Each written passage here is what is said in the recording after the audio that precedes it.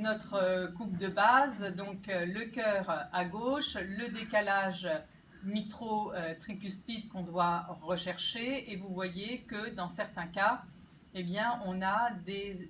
Là, je suis incapable de dire s'il y a un décalage ou pas sur cette coupe. Alors, juste pour Nadine qui est arrivée après, pour Lucille nous a montré plusieurs images d'alignement des valves auriculo-ventriculaires avec la cloison, le septum d'admission comblé par la mitrale qui glisse vers le bas et où elle semble convaincue que l'alignement...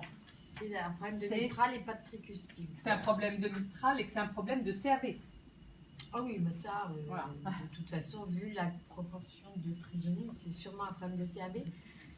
Là où c'est dit, enfin, j'ai un peu de mal à admettre ça, que ce soit toujours la mitrale qui compte, parce qu'on aurait un recul des valves et on le verrait plus facilement qu'on ne le trouve. Mais bon, après, je ne fais pas de pièce anatomique. Parce que c'est vrai que si la théorie qui dit il y a ici un bout de cloison qui manque, et du coup, la mitrale vient combler cela, expliquant l'alignement, on devrait avoir une cloison ici beaucoup plus courte. Ouais. C'est ça qui ne va pas dans son explication. Je ne vois pas.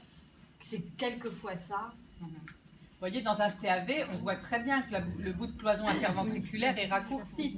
Donc, si on imaginait que c'est un stade évolutif et que cette valve-là vient combler ici, ou que ce bourgeon vienne ici s'accoler, eh bien, à ce moment-là, on aurait toujours une cloison, un septum musculaire plus court.